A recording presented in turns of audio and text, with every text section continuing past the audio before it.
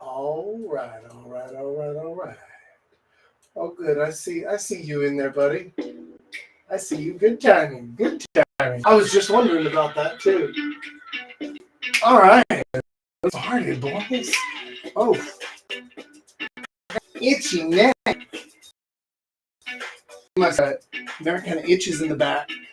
I know you don't really care, but we're buying time for a few seconds while we wait on people to get in here. Stand up a little. All right. Whew. All right. I see people getting in. I see you getting in there.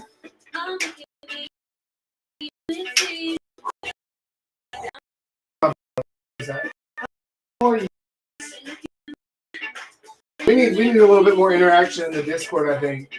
You know what? Oh, I know what it is. I know new stupid house shoes. They're too big. They're thick as hell. Oh, look at that fixes it. Oh, good. All right, now let's go ahead and get started.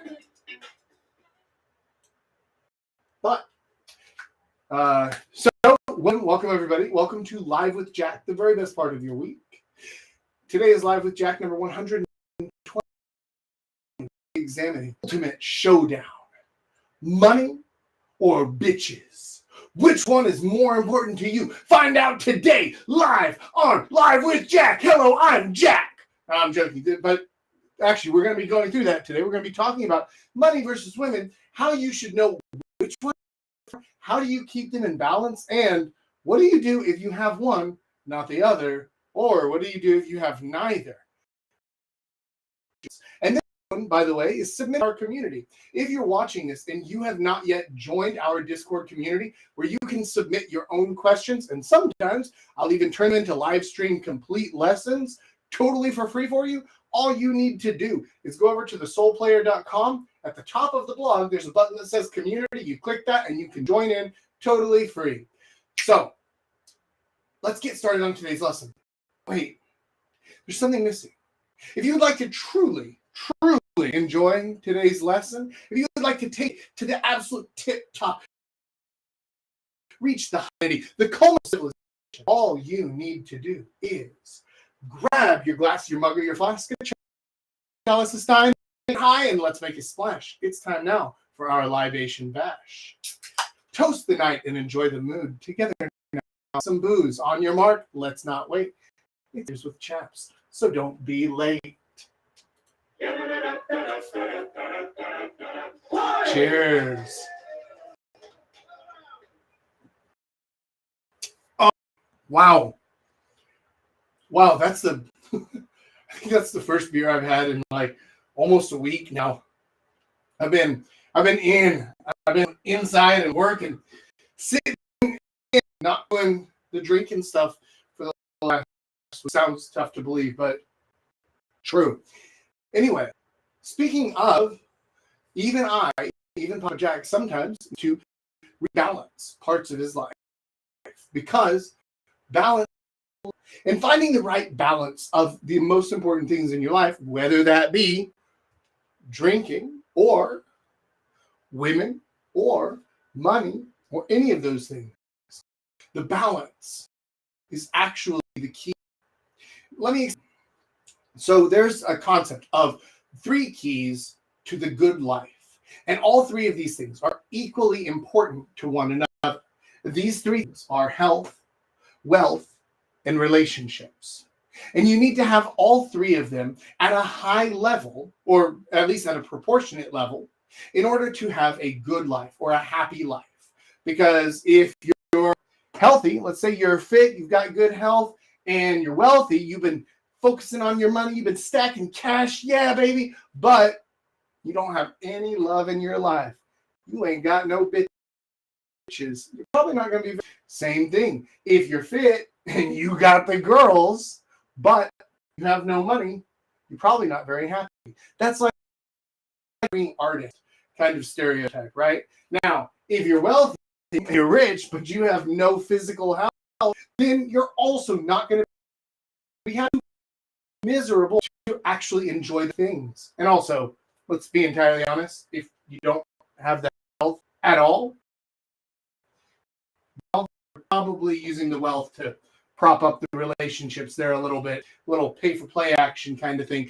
And that's not going to lead to actual happiness. See, the key here is to actually have all three of them in proportion so that balanced. Now, I know that this isn't what you wanted to hear. You're to hear me say, like, money, daughter, it's all about the bitches. Or to say, here, stack cash, the bitches will come. Listen, both of those techniques, both of those viewpoints, those mindsets are wrong, at least on a long time horizon. Now, there is a good argument to be made on a short-term basis to one or the other when one of them goes out of balance. But a lot of people tend to focus more on unbalanced approaches because it's easier for our brain to accept an idea of like, okay, well, I'm just going to go all in. This is going to be the thing that I do. This is what I'm going to do all the time, and nothing else matters, I'm just going to focus solely on this one thing. And you can do that, but you're just going to have to play catch up on the other things later, and it's not fun. Trying to focus solely on one thing or on one goal. It can be helpful if that wants to be true, but the truth is that you need to be spreading your energies around a bit. And let me explain a little bit what that looks like. What does it actually look like? What does it mean if your money is out of balance, too low, or your relationships are out of balance, too low? And how does that affect your life? So let's look at in relationships and how they actually affect you. So the way that I conceptualize is that they are either neutral, meaning that you don't really have a lot, but you don't exactly lack it, or they're negative, meaning you're missing it entirely, or they're meaning you have a high degree of that thing. Now, whenever it comes to neutral, just having like a minimum amount or like enough, this is a perfectly acceptable state to be in for money, which is this financially would look like you have a decent job, you make enough money, you're not worried about it, right? Like, you don't stress over bills. Rich, you don't have a ton of disposable income, but you have enough money to get by, and you're not too stressed about money things. That's what neutral looks like here. Now, neutral in a relationship is probably like you're able to attract girls sometimes. Maybe you get a hookup every now and then, or maybe you have a short-term relationship or a fling every now and then, but you don't have any sort of steady or reliable way that you know of to actually meet and get the women that you want. You get some things, but not much, right? You're not the relationship equivalent of rich. You're just neutral. Now, the negative side of things on both of these is incredibly bad, because if your money goes negative, right? If you're lacking that entirely, or if shit hits the fan and you end up owing a bunch of bills and you have to go into debt, that stuff will wreck your life. That will absolutely destroy you to take care of that. You have to. And that might be one of the situations where you need to focus on quick fixes. Like, we're going to talk about that in a minute, where you have to focus in for a short time on only that one thing. But in a relationship, negative, now this could mean two things. This could either mean, one, you get nothing. He ain't got no bitches. Or it could mean, even worse, that you have a bad relationship, a toxic relationship, a relationship with the kind of girl who always yells at you whenever you come back home, things like that. You do not want a situation. If I had to choose between falling into a massive amount of debt, just an insurmountable amount of debt, or be married to somebody who is negative and toxic time, I'd do all the time. Every single time. Because even though that is painful and it is stressful and it can really ruin your life, oh man, it's nothing compared to the kind of shit that a truly toxic relationship will put you through. Plus, she'll also steal your money. So, that's worth noting. Now, if things get out of balance, right? So let's say you have a positive relationship, but your money goes negative. What do you think the cause is of most good marriages breaking up? It's this one right here. It's money. It's not enough money. It's a different priority on how to spend money. It's just not getting enough money in. Things like that. Money is the key factor to most divorces, at least of good marriages. Obviously, there's like the toxic bitches and stuff like that. But most divorces happen due to money going into the negative. So again, this is why we have to keep things in balance. We want to keep them in balance. Now, on the positive side of things, this is where it gets a little bit interesting, because this is where money loses out every single time. Money, the higher you go with it and the more of it you get, actually has diminishing returns on your happiness. Now, obviously, money can compound on itself, right? And you can get more and more and more money, but money has very significant diminishing returns once it reaches a certain point. And that point isn't as high as you might think. Most studies show that that point is actually around like $80,000 to $100,000 a year. Who knows, with inflation, maybe like 100, 120, something like that.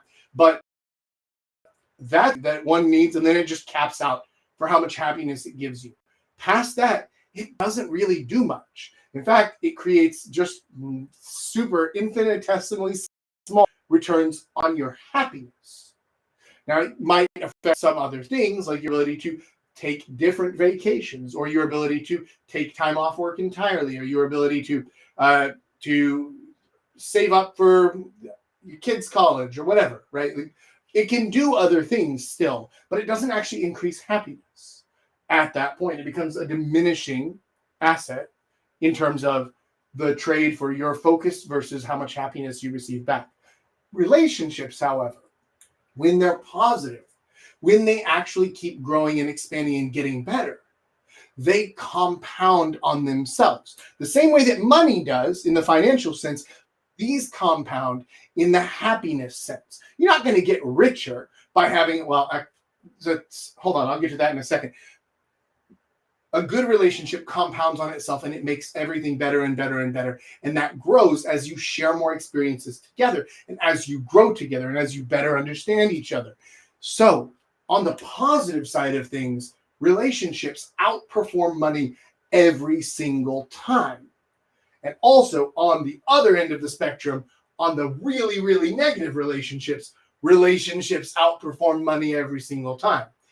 In that middle range there, that's where things get a little bit more towards the money side of things. Because, like, look, I would rather make $120,000 a year than be able to get, 3 or 4 one-night stands a year. That kind of neutral middle ground, that doesn't do much for me. And the neutral money, like it's enough money that you don't have to worry about bills, does provide a whole lot more stability and happiness. So that's where money wins. On the negative side, listen, both of those, you have to fix them immediately, because they are both literally life-threatening problems. Whether that's you are broke as a joke or you're heavily in debt, fix that. You could actually die from all that shit. Like, even the stress will fucking kill you. Same thing with the toxic relationship. That stuff will ruin you. I should know. I've been there. I'm telling you, that stuff will ruin you. You have to pull the ripcord, get the hell out of there as soon as you can, so that you can fix it and at least get into neutral territory, right? You get out of that toxic thing. It's a lot easier to get out of a shit relationship than it is to get out of a shitload of debt. So that's the good news there, is you can just eject and get out. But money side of things, you got to get that figured out. That's a lot harder. Now, the long-term impacts for these things are very significant. If you don't get these figured out early on in your life, you end up like middle-aged like me. You're starting to turn old. You're getting gray, and you're like, oh, fuck, I'm still poor. Oh, shit, I still don't know how to talk to girls. Oh, no, what am I going to do? then it becomes kind of an emergency, right? So it's actually important that you start getting these things figured out early on all sides of this, right? You need to know the health, wealth, and the relationship side of these things. But the health part, most people kind of understand intuitively of like, you need to diet and exercise, right? You might not want to. It might be difficult to do. Might be hard to build it in, but you know what to do on that side. There's not a ton to learn there to achieve a pretty solid level of health. However, on the wealth side and the relationship side of things, depending on who you are and what your skill sets are, might be a little bit tougher. So start getting this stuff figured out, because the sooner you get it figured out, the more things like that compound on themselves. You start being in the good relationships. You start living a good and happy and fulfilling life from an earlier age. Always going to be better for you. Now, the difference between quick fixes and a longer term strategic approach. What I said earlier was that you should be focusing on improving all of these things together in balance. And that is true. If one of them is significantly underperforming the others, though, then it might be time to actually go into kind of a really heavily focused quick fix mode to try and get yourself up to snuff in that area. Whether that means, like I said earlier, you find yourself covered in a whole lot of bills and you've fallen into debt, you need to fix your money fast, then you should probably focus solely on money. Go to work, and then whenever you finish work, get a different job, right? Start driving Uber, do some deliveries, or do some online teaching, or find another job, like a side thing, or whatever it is you have to do to focus on the money thing, if the money has fallen significantly under the others. Now, if all three of them have fallen, then you're kind of in a shit place, and you really need to fix whatever was causing this, because that doesn't happen out of nowhere, right? So if all three of these are just dying, then there's something significantly wrong that you need to change immediately and take some drastic action. Normally, most people will have one of these things that is significantly underperforming the others, whether that is their health. I know, buddy. I know. I drink a lot, right? I know. That's where I underperform. Their wealth, maybe you're healthy and you've got good relationships, but you just spend all your time and money focusing on the girls and on the gym. And like, okay, but you've got nothing going on here, and that's going to have some serious long-term impacts. Or they're healthy and they're wealthy, but they don't know shit about talking to girls. In which case, if one of those is lower than the others, then it's worth it to just take a quick fix and a smash it out solution. Now, if you have all three of them at least a neutral to positive level, then now it's time to take a strategic approach and actually start focusing in on how to improve these things over a longer period of time so that you can achieve higher level goals, rather than just like, I slept with 3 women last year. This year I'm going to sleep with 4. Like, okay, all right.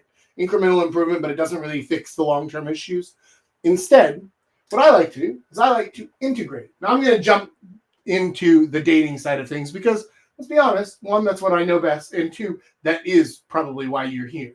So this, for those of you who made it through my 18-minute diatribe of whatever I was talking about here, now you get the actual secrets, because this stuff is one of the first things that I do with all of my high-ticket coaching clients. Whenever I take somebody on for coaching, one of the first things that we do is we focus on integration, how we can integrate meeting the right types of women into your life in a way that's not going to take all your time, it's not going to cost you a lot of money, and it's a sustainable long-term solution. Oh, that sounds useful, doesn't it? Right? Okay, good. So the reason that I take this integration approach is because a lot of guys will tell you, like, okay, well, if you want to meet more girls, then go out to the bars, go to the clubs every night. Like, what are you doing? What are you waiting for? You should be out there. You should be talking to girls. You should be doing this thing. You should be cold approach all day, every day, things like that. I'm like, yeah, that can work. That's your quick fix, though. That's not an actual long-term strategy. And more than that, because it's not sustainable long-term, it's also not something that's repeatable infinitely. So it doesn't improve you all that much. It just fixes the immediate problem, which is my dick is dry. I need to fix that. Okay, cool. Do this thing. Now my dick is no longer dry. Great. But on a longer term basis, what you want is you want something that actually works for your lifestyle and that you can use now, but also you could use it 6 months from now, whenever you decide I'm done with just screwing around. I want to meet somebody serious. I'm looking for a real girlfriend. I'm looking for one that I want to keep around. Cool. The same strategy works because it's all about integrating into your actual lifestyle. Let me move this over a little bit. Sorry, Simba. So the first thing is that high intensity on this particular thing is a mistake. If you're just going out and you're doing approach all the time, you're going to burn out quickly, but also it's not fixing the actual problem. The actual problem is that you want to meet somebody who's going to help you have happiness and satisfaction in your relationship, not just somebody who's there and like, yeah, sure, I guess, why not, right? Because if, again, you're trying to actually improve your relationship to have a good life, then you want the right kind of person. So instead, what you do is you want to have a strategic approach, which means figuring out exactly who you want to meet, like we've talked about before, and then figuring out where you can reasonably meet that person. So if you're able to create a good mental model, a good avatar of who this woman is that you want to meet, your ideal woman, then after that, you should be able to come up with a list of different places where you might be able to meet her, different hobbies that she may have, different things that are going on in her life, or places where she might hang out. And then you find where that overlaps with your life, or where it could reasonably overlap with your life. An example of this might be one of my clients. All right, so one of my clients, he's a doctor. Hey, stop it. One of my clients is a doctor in the States, and his biggest issue was finding the right time where he could meet women, but also he didn't want to go to bars and clubs because that's not the kind of girls that he wants to meet. Great, cool. So we came up and brainstormed a list of different things, different hobbies that a girl that he wants to meet might have. And lo and behold, we found a salsa dancing club, a little low-level beginner class and club that met once a week nearby his hospital on a weekday right after he finished work. So it was perfect to integrate into his life as an extra hobby that he can take up, but also a place where he can reliably meet the types of women that he wants to meet. He can put himself in the situation without extra time or effort so that he can have more shots on goal. Now, the same thing could be if you regularly go to a cafe to work. Let's say you bring your laptop in and you're doing your work in a cafe. Then, cool, every hour, just take a 5-minute break, get up, stretch your legs a little bit, and scope out the place. See, are there women here that you would be interested in meeting? If not, maybe try a different cafe the next time. Because, again, we aren't trying to add extra things. We're trying to do the things that you already do, and then we're adding in extra chances for you to meet the right type of woman. Essentially, we are integrating the chances for you to meet the right women into your life that you already lead, so that you don't have to change, so that you don't have to make big changes that are unsustainable long-term and unrepeatable in the future. It's much easier to change the small things, and then it works much better too, because you can keep doing them until you succeed. One of my other clients, he's a guy down in New Zealand, and he does work in a workshop at his home. But he often has to take care of paperwork and contract issues and things like that. And so I told him, look, next time that you have a day that you just need to do paperwork stuff, take it, go into town, and set up shop at a cafe and just do all your laptop work there. And he did that. And he started doing that once a week. And wow, wouldn't you know it, 3 weeks later, he actually met a girl and they started dating like magic, because he put himself in the situation where he could reliably meet women who he wanted to meet. Whereas if he just kept on working at home and doing it there, then he was meeting zero women, right? So the point here is not to go overboard with it and make it your sole focus. Because if you do that, you're going to burn out. But also, like I said, it's not sustainable long-term, doesn't actually fix the problems. But if you find a way to integrate it naturally into your life, if you're able to create a long-term strategy for yourself, then you are guaranteeing long-term success over a long enough time horizon. So my guy in New Zealand, right? How long could he keep doing that every single week until he succeeded, right? Like, there's no limit.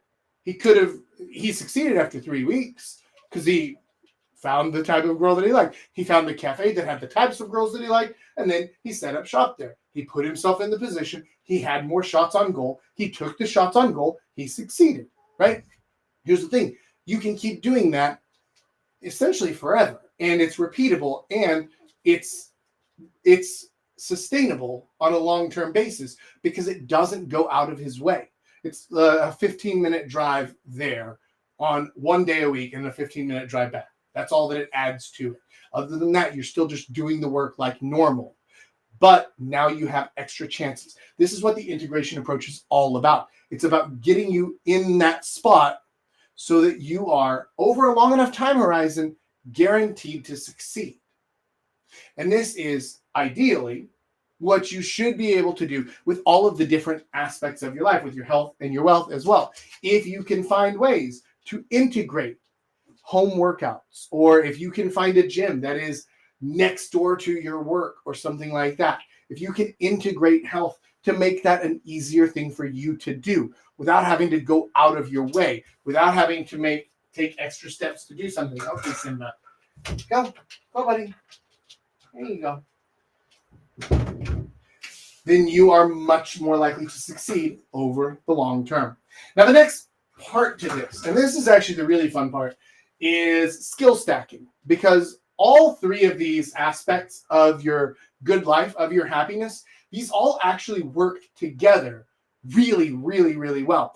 And that's why it's so important to not neglect any of them, because each one of them teaches you and gives you new skills that help to improve the other parts of your life as well. So you really want to, can I turn this a little bit so that, there we go. Yeah, now it's a little bit more legible for you guys. So you want to grow these in proportion and in balance. Ideally, you want to just keep them floating up like a rising tide, lifting your little triangular life raft here, because all three of these improve each other. The skill transfer between these is insane, right? So like, what does health give you? Well, health gives you a better aesthetic, right? It makes you look better, and it gives you a lot of confidence. Now, where does looking better and having confidence help you in your life? Well, it definitely helps with relationships. Does it also help you with your career, with your work, with all the different things you do in that realm? Yes, it absolutely does. Now, what do relationships help you create? Well, they help you develop a high level of confidence, or not confidence, sorry, a high level of charisma. They help you shed a lot of things like embarrassment and fear, things like that. Now, where does charisma and the ability to do things without fear, where does that help you? Oh, right. It helps you in the gym, because then you're not scared of doing new things, new activities, new workouts. It helps you in your career, in making money, in talking to people, in getting deals done. Absolutely. Now, how about wealth? What does wealth do for you? Well, if you can figure out how to make money and make money well, then what does it give you? Well, it gives you a lot of, you can buy time with that. You can buy time with money if you can do it well. Time that you can spend on building your health and your relationships. It also gives you a lot more freedom. The more cash you have, the more money you have, the freer you are to do things, to say things, to not be scared. It eliminates fear if you have enough money, or if you can figure out the long-term strategies that actually make you money reliably. If you can do those things, then you have no fear. You have no fear of losing your money because you know how to make it. You can always get it back. And you have the time and the freedom to actually pursue your health and your relationships even more. All three of these have skills that they transfer to one another. and they all work together. So you really want to raise them together because each beam supports the other as well. Without your health, if you're just a fat sack of shit, you might have great friends and you might even have kind of a girlfriend who loves you or maybe a wife who kind of loves you, but deep down, you know that's a matter of time. That's an iffy thing right there. Or maybe it's because she's a fat sack of shit too, and you're not that attracted to her, but you're both just settling for one another. That's not happiness. You need your health in order to be able to have that good relationship. Now, if you're lacking in the wealth department, listen, you might be able to be healthy and you might be able to have some good relationships, but how deep can those relationships go if you can't afford to do the things that you want to do, that she wants to do? How much can you actually do with that? Not much. You need that wealth to support the other parts of this as well. And if you are healthy and wealthy, but you ain't got no bitches, you got no love in your life, you're going to be miserable. You're going to be miserable. This is absolutely critical. I've heard guys talk about things like this and say like, oh, yeah, just hit the gym and stack cash and the women will come. Okay, cool. Then how come I see a lot of guys who are doctors, who are engineers, who are high level in high paying fields? They are healthy, they are wealthy, they have everything going for them. They're good looking guys too, right?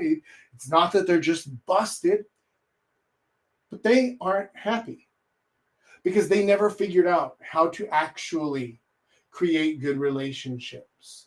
You can be as healthy and as wealthy as you want, but if you've got no love, you've got no life. And this is why it's important to not neglect any of these at all. None of these. But especially if you're here on this channel, it's because you probably need a little bit more help on the relationship side of things. If that's the case, if you find yourself thinking, you know what, Jack, this is a whole lot. I'm not sure about all this stuff. I don't know how it all really fits together. Can you just give me like a fucking Band-Aid quick fix solution? Can you help me get a bunch of quick confidence today so that I can just get a date and get started and get the ball rolling immediately? Yes. Yes, I can. Because I'm a nice, kind, generous soul like that. All you have to do actually is click the link in the top of the description underneath this video, and you can get the 4-line miracle script today. You can start the 2-day date there, which actually guarantees you, literally guarantees you, a date set up within the next 48 hours. So whatever time it is today on Thursday for you, you can have a date set up by Saturday at this time. Guaranteed.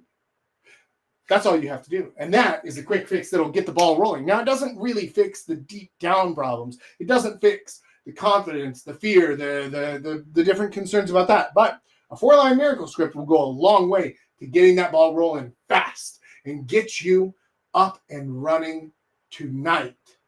So, with that said, you can click the link in the description below and get started now.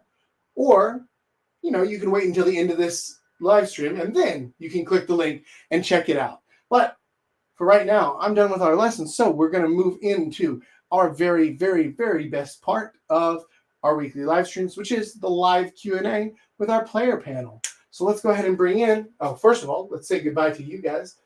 Goodbye, other people. I'm just going to hang out with the YouTubers now. There we go. I'm going to bring in my lovely assistant, Antonio. Antonio, how are you doing, buddy? Are you there? Are you there? Hey, Antonio. I don't know where he is. Oh, let's see. Oh, well, Antonio is having a technical difficulty. Oh, yeah. Sorry. Okay. I had some trouble with the camera and the microphone. It's okay. Hi, everyone. Oh. How you been, buddy? I'm perfectly fine, Jack. How about you? Oh, good. Just busy. Busy Yeah, every day, man. Oh, I feel like I haven't seen you in forever. I know it's only last week we didn't Yeah, meet literally. because of the Jack in the Wild, right? But I feel like it's been forever. I mean, it's a good sign because it means that yeah, we actually care, you know, It means about I seeing each miss other and you, stuff. buddy. You're an important part of our weekly live stream. Surely. So let's see. Shall we get into the questions? Let's get into it. Now, I didn't have any questions submitted unless people sent some into Discord. I didn't see. Yeah. No. Okay. I can ask a couple of questions. Sure. First of all, why do you think that why do you think that actually having wealth, health, and relationships on a high status is extremely important? Like, for example, let's say that I had a bunch of money, right? You say that health is still important and stuff, but could I just buy, uh, let's say that I'm rich, all right? Even if I have money, why do I have to care, I don't know, for my health or to be good in relationships where girls are just attracted to that, right? Why do you feel that is the case? Well, I mean, are they? Right? Like, I know what one of my all right, here's a fun story for you. One Yeah. of my very first clients, actually my first long-term client who I took on was literally a millionaire. Bam. But he couldn't get a girlfriend. Right? Like he could kind of get a date sometimes if he got lucky, but he didn't know how to talk to girls. He couldn't get a girlfriend. Now he could have paid for one if he wanted, right? But like Yeah. that's not satisfying. Right? That's not the same thing. So you can be wealthy, but that doesn't fix the other problems. Like, and Yeah. the thing is that like he wasn't like an asshole. He wasn't a terrible person. He just had no charisma. So He didn't basically, have riz, you know, there's no no riz. satisfaction in it, in interaction. Like there's no emotion into it. Well, if you lack any charisma, then people don't want to talk to you, right? Yeah. They don't want to give you a chance, and nobody is attracted by somebody coming up and saying, "Hey, I'm a millionaire. Do you want to go on a date with me?" Like, some girls might say yes, but they're not actually interested in you. And he naturally understood something that people without money, they often say like, "Oh, girls are only attracted to money," right? He understood something that they don't, which is if all you bring to the table is money, you are replaceable by anybody with money. So it's not a real relationship. Maybe another millionaire that actually knows how to talk to girls. Yeah. Yeah. Yeah. No. All right. It makes sense. But I was just wondering because I see that most rich guys don't. I don't want to generalize, but I feel like a lot of rich guys don't pretty much care. They just buy the dates. You know what I'm talking about? So I mean, most all right. I want to be careful how I say this. Most people I know who are wealthy. Now, rich is it's a subjective term, right? Like maybe we say if somebody has $1 million in cash, they're rich. Okay. In my mind, wealthy is when you have more money coming in than going out, right? Because then your money will continue to grow over time. So most people I know who are wealthy, who have actually figured out how to have more money coming in than going out, right? They also used those same skills to take care of the other things. Now, obviously, some of the people I know who are wealthy are quite a bit older, and so it's like, all right, well, health has kind of gone out the window for them. But like I know one guy who he does very, very well for himself, and he decided a few years ago to just fuck off and move to Guam. And the guy has money out the ass. The guy has relationships sorted. Even though he's like 30 years older than me, he and I are Eskimo bros. He hooked up with one of the young girls that I also hooked up with when I was in my 20s, right? And like, anyway, so this guy, charisma, through the roof, money. Yeah, I do have another question about charisma though. Okay. But his health sucks. He drank too much, and then one night he got in like a really bad accident from drinking, and it totally fucked up his hip, and now he can barely walk, right? Like he had limps everywhere and stuff, right? And there's no amount of money that can fix that. Yeah. But how does like one build charisma like he never had experience in the first place? Like this is, I think that's the very struggling point. Like you mentioned earlier how you could actually get in a very bad position if you like both in a relationship, charisma, and money is obviously everything, right? In that point, how does one even try to get up, right? Okay. All right. So if you're, let's say you are fucked, right? Everything's crashed. You have no money. You have bad health, and you have no relationships. All right, cool. How do you eat an elephant? One bite at a time, right? So first of all, you commit yourself to actually getting out of the hole. And whatever the situation was that got you there, you have to cut that shit out and avoid it entirely. So you feel like there's an external situation that's causing it? Right. It might not be external, right? It could be external. It could be internal. It could be a result of like, well, I have just been an irresponsible alcoholic and getting blackout drunk every single day of my life for 20 years. And now everybody hates me. So my relationships are fucked. My health is fucked. And I've spent all my money on booze. So, okay, cool. If I need to climb out of this hole, you have to drop whatever the thing is that caused you to get there, right? So the first thing you do is you stop digging. Let go of the thing that got you there in the first place, whatever that is. And then you start taking bites out of it. You start moving upwards. The easiest thing to tackle, I'm going to assume for the sake of this hypothetical, that you have a job. Now, if you don't have a job, step one is get a fucking job, right? Get a job, any job. It depends on what skills you have, but don't wait.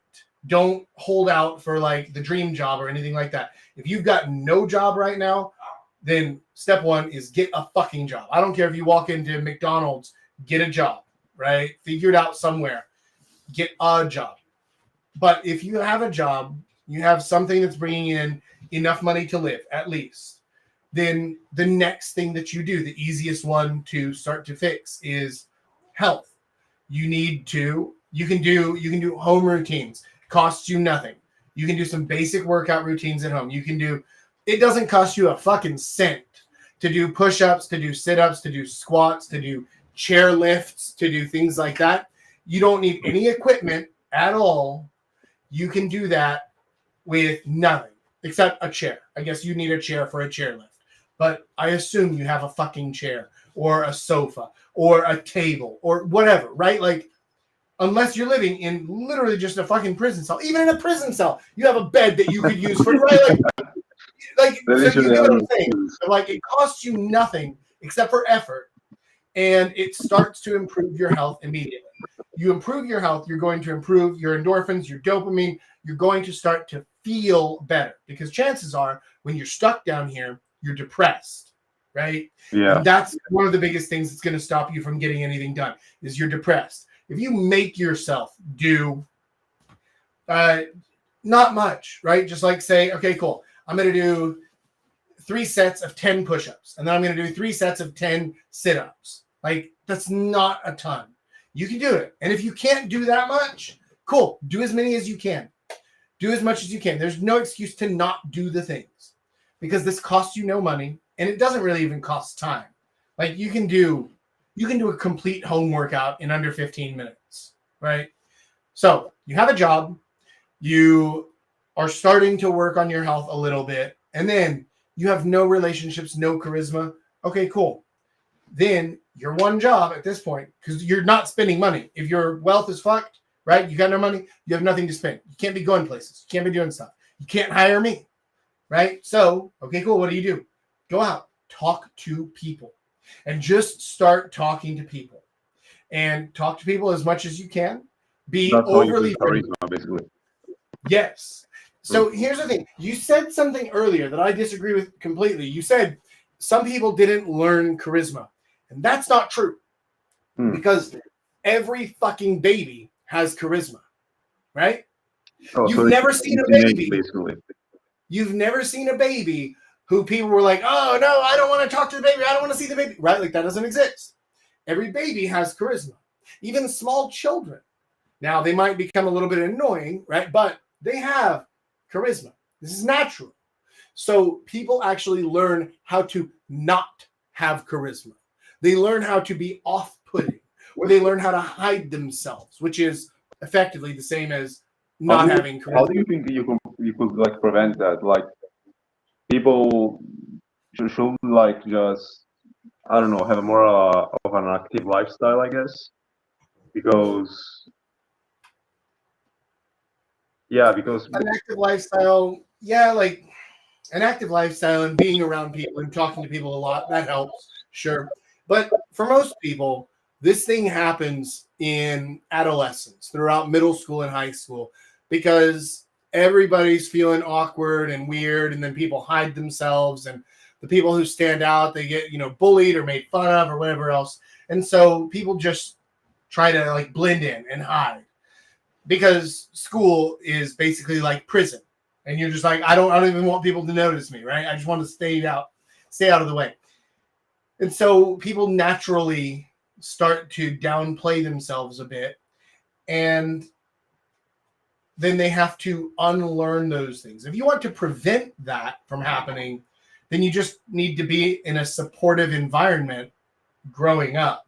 But like, you can't go back. How you want to control that? Right, exactly. Exactly. So honestly, that's why people like me have a job, is because most people didn't have that. So they need help, right? And that's okay. There's nothing wrong with that. It's normal. But I don't think that there's any real way to prevent it unless you just get lucky. Yeah, I see. Yeah, completely understandable, but I don't know. Your lesson was pretty clear, I think, but I also feel like people want to try like on building charisma, but they have basically a roadblock. You know what I'm talking about? Like there's something that's preventing them from trying in the first place. You mentioned that it could be depression or maybe something else, but have you personally worked with someone on that familiar state? Like where they had money, baby, but they didn't have any charisma or money or anything, and they were just stuck in that place. Like, yeah, you did. Did you actually? Were you actually able to give them the push that they needed? I had one guy who had none of these: no health, no wealth, and no relationships. Yeah, no, I understand. I've worked with plenty of people who don't have a lot of money. Like I've coached like university students, and I've coached teachers and stuff like that. And like, okay, cool. But if they're young and they're fairly healthy, then at least they have that. And no, this one guy though, he is the only person who refused to let me help him. he quit after 2 weeks. He dropped out of the program, and he's actually the reason why we don't have a 100% success rate, because everybody else that I've coached, every single one has been successful except for this one guy who dropped out after 2 weeks because I was telling him, like, all right, cool, right? We don't need to make any big changes. We don't need to do anything crazy. But right now, your routine is home, work, home, work. So, like, where are you going to meet women in that routine? We need to add something else in. It can be anything, right? We can find like some meetup groups in your area. Or we can find some hobby clubs or something like that, or even we can just find like a local dive bar or something like that, or a pool hall where just people will be. Because if you can get out to a place where people are, then you have a chance to actually meet women, right? But if you just stay home and go to work, then you literally don't have any options or opportunities to meet women. So yeah, I feel like a lot of people don't seem to understand that people don't come into your life magically, right?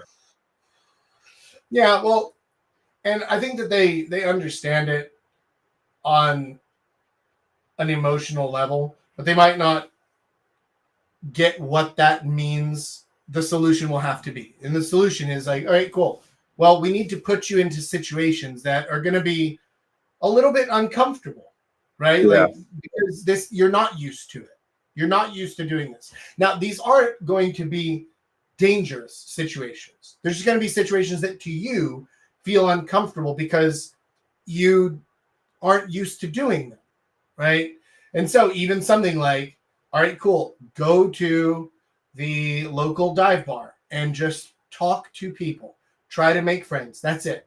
Or go to the local pool hall, or go to the salsa dance class, or go to the cafe, or go to wherever. But go somewhere, because you have to be able to meet people. And you can't meet people if you're just home, work, right? Mm. Yeah. So yeah, he's the only guy that I've ever worked with that he was missing all three, and I feel bad. Like, I wanted to help him. I tried really hard. He just wouldn't let me. So basically, everything you will tell him to do, he wouldn't. Yeah. So, yeah. Yeah, and so he just quit after 2 meetings, and I was really sad about it because, like, I genuinely want to help people, and that guy needed help, and I wanted to, but you can only help someone if they let you, right? Yeah, I see. I also have this other question, for example, like let's say for guy missing charisma and stuff. What would you say is something that when trying to approach people or talking to them in general, not just girls, in order not to look weird at first, because yeah, maybe they, I don't know, have some social anxiety, or maybe they might be inexperienced in charisma overall. What do you think will be something that they should avoid saying or maybe doing when trying to, improve that charisma? Because I feel like a lot of people, me included in the past, when trying to build charisma, when maybe you have the goodwill to try and actually improve, but you see many setbacks and you do not understand why, and that makes you want to quit, which means you're doing something wrong, but you don't understand why. So Sure. Here's what you should never say, yeah, especially when you're trying to build charisma and build your confidence. Here's what you never say. I'm sorry. Never say sorry. I take the, like, if you did something wrong, you can apologize for but I'm talking about, like, whenever you do an approach or something, or you start a conversation and they look at you awkward, or they're saying like, huh, what are you doing? Or what'd you say? Don't apologize. Don't back down, right? Whatever you said or whatever you did, you have to own it completely, right? So here's a fun one. I had to break this habit from that first client I told you about, the guy who was wealthy but had no charisma. And every time that he would try to approach somebody, the first thing that he would say to her was, "I'm sorry, but," and I was like, "Okay, stop. You cannot do that. Stop." Does Because that you're throw walking up people and, off so much? Why do you huh? think that? Why do you think that is wrong? Especially wrong. Like because I think guys mistake this for like an act of courtesy, you know. But I don't know. It's okay. If you want to be courteous, excuse me, Yeah. right? Not I'm sorry. Not I'm sorry. And same thing, like if he said something, but he was too quiet. And so the girl would ask him to repeat, and he would say, "Oh, sorry," and then repeat. Instead, just cut that part entirely. There's no need for it. You're not sorry, and you're not apologizing, and you're not really being courteous. You're being submissive, is what you're Oh, all being, right. right? There's a difference. There's a big difference. And there's no need to be submissive because this isn't like a contest. She just said she couldn't hear you. There's nothing to apologize for. Just speak a little bit louder, right? So I had him do a bunch of exercises to break that habit. And one of them was trading lines. So, like, I wrote down terrible lines that he had to say to girls, and he wrote down terrible lines for me. But importantly, you were not allowed to apologize. You were not allowed to back down.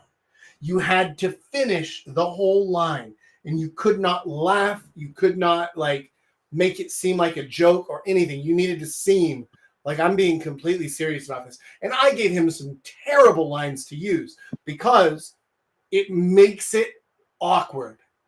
Oh, It makes you feel you made the really awkward. situation awkward on purpose?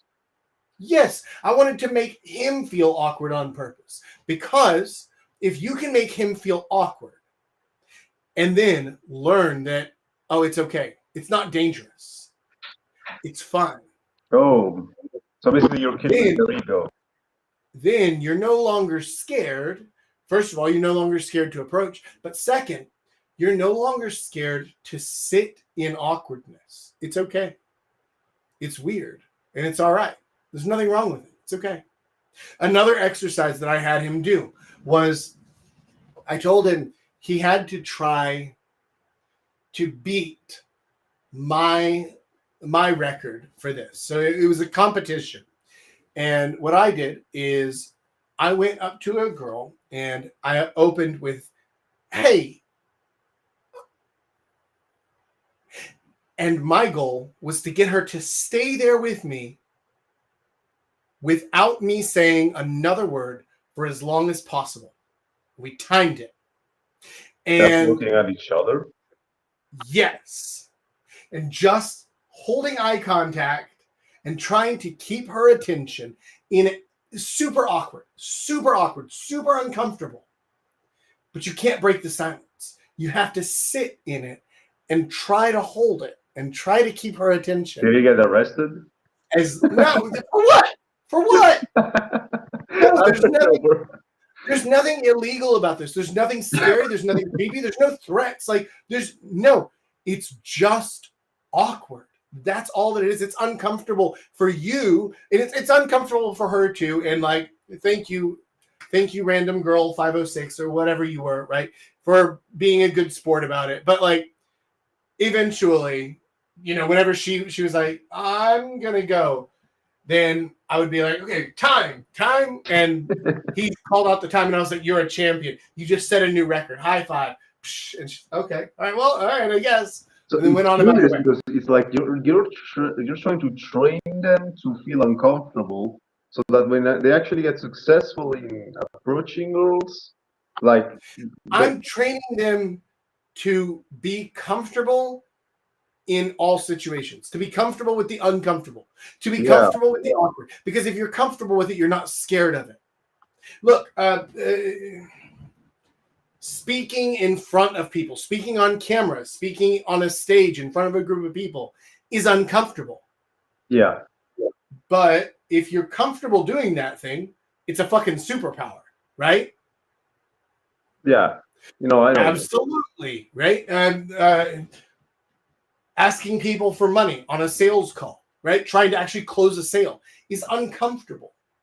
But you have to learn to be good in the uncomfortable parts so that you're comfortable with the rest of it, because the rest of it's easy compared to that, right? Same thing here. If you can be comfortable approaching a girl and just trying to get her to sit and stare at you in silence, in complete silence, for as long as possible, or if you're comfortable approaching a girl and dropping the stupidest, worst possible line in the world without breaking character, without breaking a smile or anything like that, then how much easier is it for you now to just go up and say, hey, my name's Jack. It's nice to meet you. What's your name? Now, all of a sudden, it's very easy, right? So you start playing on hard mode, and then normal mode becomes super easy, right? So basically, you gotta. I like the philosophy. You basically gotta be an awkward creep before being an awesome playboy. If you know what I'm talking about, yeah. So basically, start from the bottom. I mean, I like the idea of it. It's more like you learn. So these are not strategies that I do with everybody. These are strategies that I do with certain people to fix certain problems or bad habits, right? It's a prescription. It solves one problem. This is not something that everybody needs to do. For him, he had trouble maintaining eye contact. He had trouble not apologizing for everything that he said. He had trouble speaking up. Okay, cool. We will go the other way and solve this problem. But this isn't something that everybody has to do. Now, everybody has to do approaches, because how are you going to meet a girl if you don't talk to a girl, right? Yeah. Like, you clearly have to talk to girls. I would like to also mention about relationships in work environments, right? People should definitely not do that, right? I mean,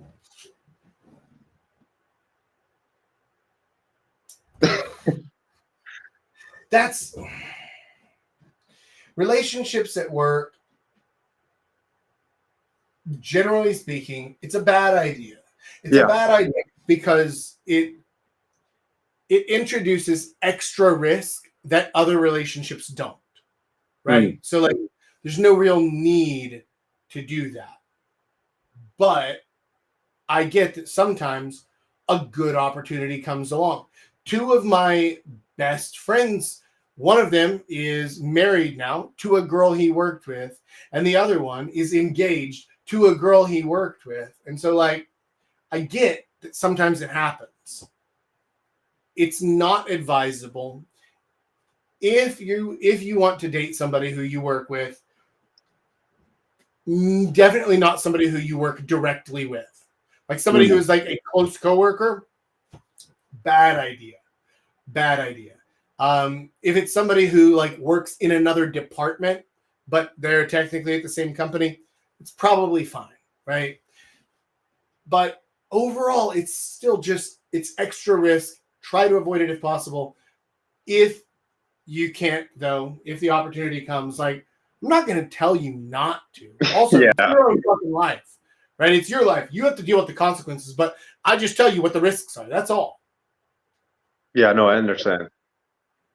Yeah, I like it. Yeah, I actually love the part where you told me about the exercises that you do with these kind of people, like with the more introverted.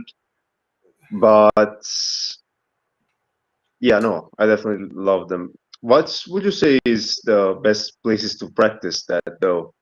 Like some regular bars or anywhere? So as far as the places to actually go out and practice these things, I don't know your area, right? And so it's tough for me to say. Yeah. However, I can tell you the places where I take guys whenever we do the boot camp weekends here in Korea. I take them out and we go out onto street market areas places with a lot of foot traffic, no cars allowed on the street, right? It's all just walking traffic there. And you just have a whole lot of people. Another place where I've taken people is like shopping malls, large city centers, things like that. Places with just a lot of people around. Yeah, all right. So basically, they're not just like some small pubs but basically just anywhere. So it doesn't affect anything or change anything. All right. Yeah, I see. Well, it's like the way that I've always viewed it, at least for my boot camp weekends, and the reason I plan it this way is because the chances of them finding somebody who they want to and reasonably can hook up with during the daytime is fairly low. However, the chances of them finding somebody who they would like to and can reasonably hook up with at night in the bars or in the pubs is fairly high. So we do all the practice and all of the like getting this stuff out of the way. We do all that during the daytime. We do all that in public settings, little to no alcohol. And then later on in the evening, whenever we move into the pub settings, then they have high confidence. They're feeling great. Like endorphins are running. They're like, I'm good. I'm good to talk to anyone. I can say anything to anybody. And that's perfect. So I set them up for success in that way. Yeah, no, I understand that. You should definitely, make some videos about that. Maybe on your YouTube channel where you probably take some guys and, maybe you actually show people how you do that stuff, because it will actually be cool. You know what? That's not a terrible idea. We might do like I don't know when. Yeah. I don't know when. But that's actually a fairly decent idea if we made like a YouTube series and just recorded our day of like, cool, we're going to do a boot camp weekend. Let's record the whole thing. Let's practice these things. Let's see how it goes, right? I think it could be interesting. It could be fun. I do have one last question though. Sure. When does confidence become arrogance when approaching a girl? Like, because I feel like there's a thin line. Maybe you're getting more confident, you're getting more experience with time by approaching over time and stuff. But I feel like confidence can actually become arrogance if you feel too comfortable with the interactions now. Here's the difference. Confidence is when you show, but you don't tell. Arrogance is when you tell, but you don't show. That's the difference. Yeah. Right. And so like, it's the same that I've mentioned before of like, if you have to tell someone you're funny, you're not funny. If you have to tell someone you're smart, you're probably not fucking smart. Right. So same thing here. This is why people don't like arrogance, but they do like confidence, because confidence doesn't ever tell. Confidence just shows. Confidence is simply the result of so much proof and evidence that of course it's true. Yeah, because I wouldn't want like for some people to just become jerks with time just because they feel so extremely comfortable with interactions. Then they experience different setbacks. That's all. Right. Well, and that is a danger, but that's a good question, and it's a good thing to point out. So like here's a good example of this is that I do not think that I am attractive. However, I know that I am attractive to women. I don't find myself attractive, and no woman would ever say like, "Oh, I find him attractive." But I have confidence that women find me attractive because I have an overwhelming mountain of evidence that says they do. And so because of that, I can be confident in that. I'm certainly not arrogant about it. Like, I don't even think that I'm attractive. I genuinely don't. And most people don't either, right? But there is an overwhelming mountain of evidence that says like, yeah, but something about it fucking works. He's attractive. Maybe not physically attractive, but he is attractive. So, okay, cool. I'm confident in that because, again, I have the proof. I have the evidence. It is shown through the years and years and years of all this stuff that I can be confident. And no matter what the fucking YouTube haters all say, because the YouTube comment section, you've seen some of that shit. Like whenever our shorts blow up, and the whole comment section is like, "Who wants to listen to a fat old ugly guy?" And it's like, okay, like the amount of dislikes still getting is you can astounding. hate all you want. People don't like it when you tell the truth. That's all. Well, it's not even that, right? It's that, like, look, I agree with you. I completely agree with them. But the overwhelming evidence says that you probably fucking should listen to me. Just say it, right? Like, that's the confidence. It's not arrogance. It's just like, but it is obviously the case, right? Yeah, that's why I asked you about the question about arrogance and confidence, because arrogance and confidence, sorry. What I see is that also a lot of people mistake your content for some arrogance, right? Maybe they put these likes and all. I also saw a couple of comments about, being sarcastic about how to treat women and stuff. And yeah, I feel like people are taking your confidence for arrogance too, depending on the knowledge that you have, right? Maybe it's because also, let's be entirely honest. Like, shorts are chopped up to be as spicy as possible. They always are, because that's the point of them. That's the whole point of shorts. Is like high engagement, high spice level. And so, of course, whenever people see that and they're like, "Oh, this fucking guy, he doesn't know what he's talking about," or like, "Oh, this is terrible advice," whatever. And it's like, all right, you might not have had enough context, or you might have no sense of humor, or you might just be a little fucking bitch. But whatever it is, it doesn't matter to me. Like, I genuinely don't care what they have to say. But it does kind of give us a direction of like, all right, cool, do more of that thing. Because it bumps the engagement up, right? Like, so okay, thanks. Also, how do you even fix a shitty personality? Maybe let's say you don't have a sense of humor and stuff. How could you even build charisma without that in the first place? Let's say maybe that you are a serious person, right? That doesn't joke a lot, or maybe doesn't interact a lot with people. Maybe they're a bit, they hate people a bit and stuff. If you want to improve those things, then be around people who are good at those things. Exactly. Yeah. That's like, now, not a lot of people who don't have a sense of humor don't realize that they don't have a sense of humor. They're like, "No, I have to. My sense of humor is just fine." It's like, no, it's fucking not there. Right? No, it's not. It's obviously not. Right? Or if you saw the Jack in the Wild last week, where like the first girl I went up and talked to, whenever I went out to go start talking to people and interviewing people and stuff, the first girl I started talking to, she couldn't take a joke. Like, she legitimately did not understand. How do you deal with girls like that, though? Like, let's say one. I just kept on joking until she was like, "I don't think I would like to talk to you anymore." And I was like, "Okay, have a good night, later." Yeah. And then I just left. Right? Like, that's fine. Yeah, it's fine. I'm not here to fucking fix her. Yeah. Like, I'm offering her a ticket on the roller coaster ride, and she says, "I don't like roller coasters." That's fine. Okay, cool, no problem. There are plenty of people who do.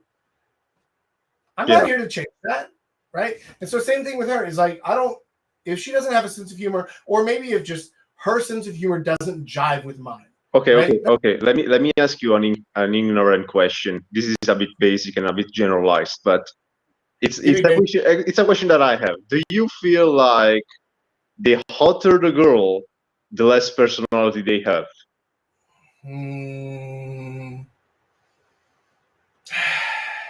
Come on, that's a good question. So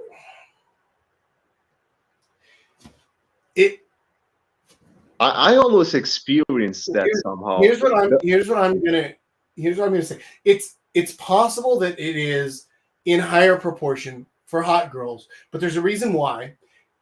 I think that the people who wrap themselves in one thing as their identity have shit personalities. So anybody who says like, anybody who in their mind, they're just like, I am a hot girl. And that's my personality. I am a hot girl. Then like, yeah, she has no personality. But the same is true for anybody who's like, I am a fat girl. And that's who I am. And all my friends are fat, and I've body acceptance and positivity and all that. Like, this is getting political. Fat people stuff, right? Then like, that's also not a personality there. The same could be true for anybody who's like, I'm a dog mom, and all that I talk about all day is dogs, and all I care about is dogs, and like, also no personality, right? And you can go anywhere with this, because anybody who wraps themselves up in one thing as that's my identity, they have no personality, right? Yeah. So basically, they just center around something good that they have, and they call it their personality. That's all. I mean, it might not even be something good, right? Like being, I'm a fat person. It's like, that's not. Yeah, I know. Yeah, it's not good, and it's not really a personality, right? But you can use it to be like, I'm that thing, right? But it's just it's a filler for a lack of personality, and a lot of people do this. So it's not just hot girls, but hot girls are the only ones who are allowed to do that, and everybody's like, okay, that's fine, I accept. Right? Because if a fat chick is like, but all that I do is I just talk about fat stuff. Or if somebody is like, if the dog mom thing, all that I talk about is dogs and all that stuff. Or even if you go into like the political realm or something, if they're like, oh, I'm pro-Trump all the time, and all I want to talk about is Trump, or I'm anti-Trump, all I want to talk about all the time is Trump, or whatever. Like, it's like, okay, cool. You have no personality, and nobody else will tolerate your bullshit. But if your fake personality is being a hot girl, everyone's like, yeah, but she is hot, so like, okay, it's fine, you know? Yeah, I see. So there might be more of them who have less personality, but that's because they're allowed to get away with it. And instead, how about some... All right, I feel like I've asked you this before, but yeah, I just feel like the hotter the girl, the harder it is to actually get them for some reason. I mean, girl, no, not at all. No, it's not. Listen, like if you go to, if you approached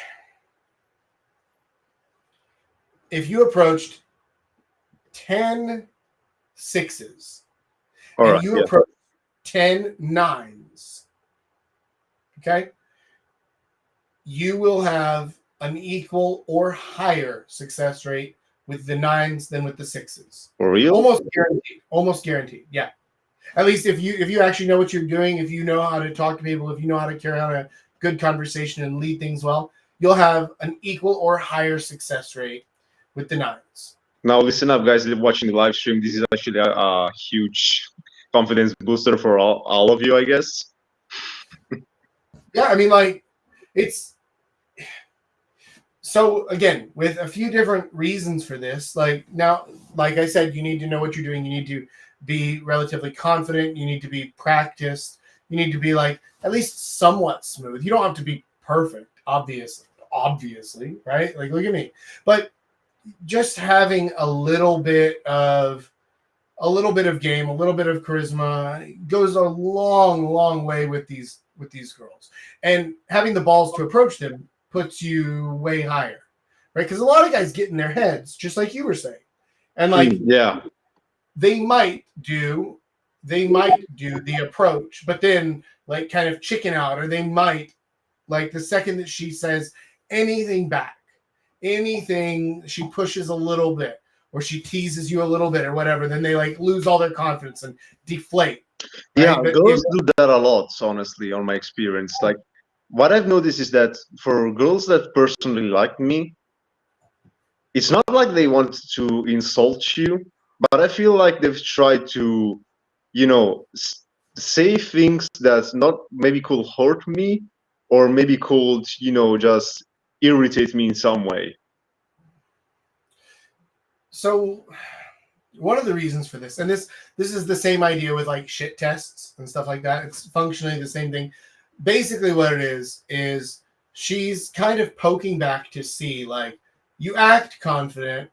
Are you actually confident? Yeah. Like if I Right. call out your bullshit, or if I say like, oh, you know, you're probably not as cool as you think you are, or something, like, do you break down, or are you actually that confident? Do they do that like unintentionally? Because I saw some girls just doing that on the spot. Like, I don't know if they think about it before doing it, or it's just an innate thing that they have. It's subconscious, of course. Subconscious, yeah. Yeah, it's subconscious. It's the same way that, like, you will always, no matter who it is or no matter the situation, if there's a girl, you're gonna look at her boobs. Like, you're gonna see her boobs for sure. Yeah.